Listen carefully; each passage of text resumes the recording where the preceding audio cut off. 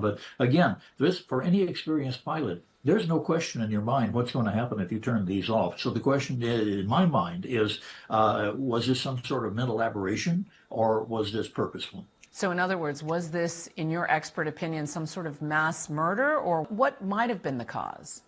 You have to actually pull the toggle switch up with a couple of fingers against a spring and move it out of the detent and then move it into the new position. So it's not going to happen by accident. We've got our thrust levers here and we've got the fuel switches here, which are slightly different than they would be in the aircraft we're talking about, but it has similar protections. Juju, we've seen this before, unfortunately, around the world. We had the China Southern accident. We've had Egypt Air many years ago. There have been two other examples. And this is very, very frightening to all of us in aviation because it's so difficult to control. I got nightmares in my head, I fear.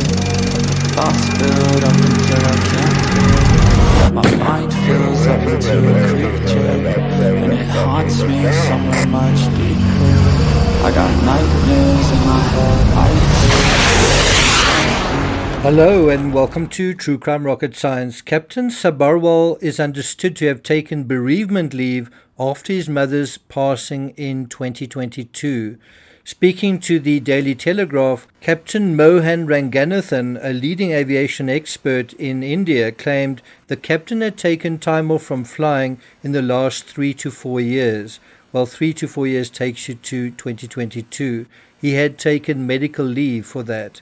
Captain Sabharwal is also understood to have taken bereavement leave after the death of his mother, though it is believed by Mr. Ranganathan that he had been medically cleared by Air India prior to the fatal crash last month. This information is still a little unclear. I've found a social media source apparently showing the captain's parents alive and well a few weeks ago, while there are other indications that the captain's mother apparently died 2 years ago. If true, then it makes sense how Captain Mohan Ranganathan, a former instructor pilot of Boeing 737s, would know, and why he said, "I have heard from several Air India pilots who told me that the captain did have some depression and mental health issues. If these had been going on for some time, and it appears they had, then the sometime is likely related to the stress and disruption linked to his mother's passing. Also, if the pilot wanted to be there for his father and perhaps felt guilty that he could not, he may have resented flying towards the end." Before we get to the rest of this analysis, if you haven't subscribed to the channel, please do.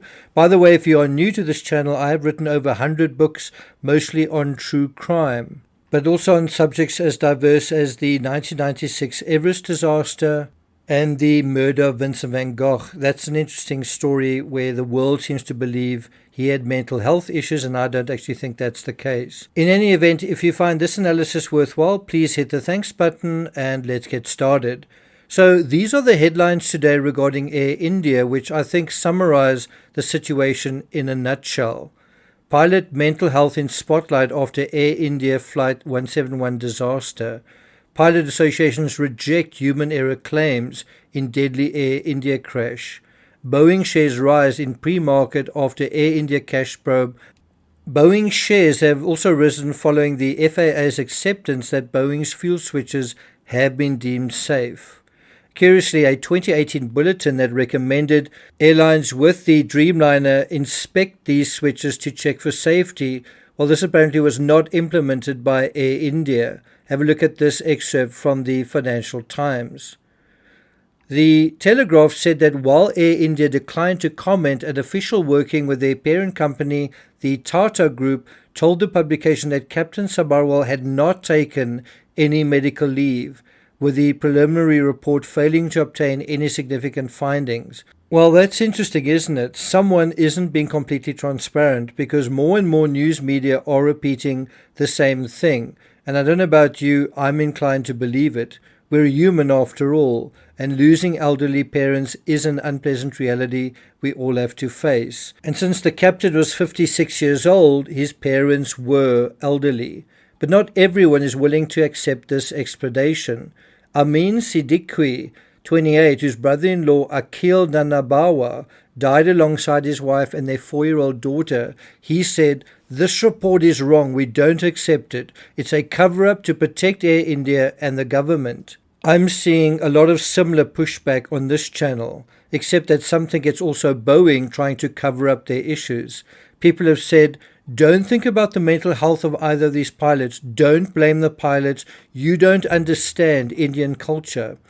As if human beings in one country have completely different psychology to somewhere else.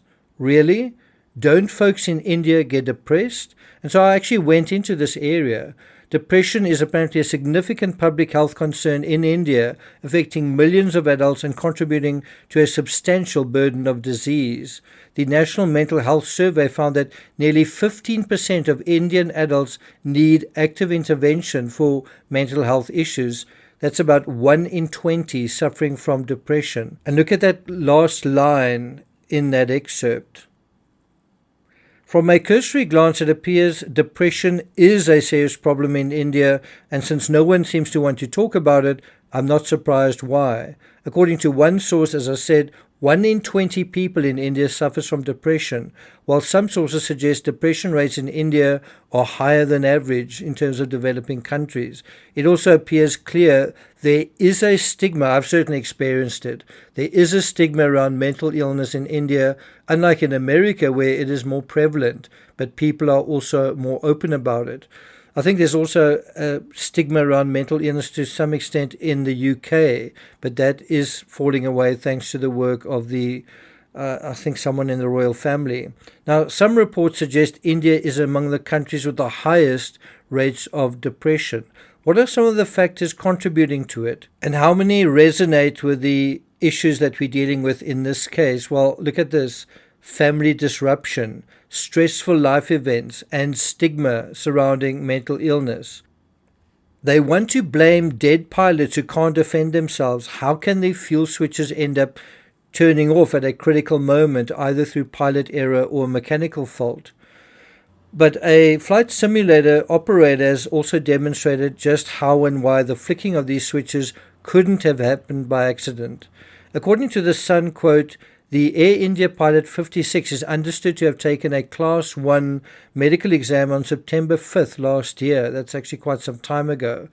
Before the flight, both pilots had an adequate rest period and were found fit to operate following a breath analyzer test, the report said. Now, I don't know if a breath analyzer test is going to catch something like depression, but possibly one of them hadn't slept very well, wasn't feeling very happy, even though the rest period was regarded as adequate. I seem to remember reading that these were back-to-back long-haul flights. Now, I can tell you, I have flown from South Africa to America via Europe, and I must say, once I've completed that flight, I really dread flying back, repeating that whole process. You know, just one flight in one direction like that can be torture.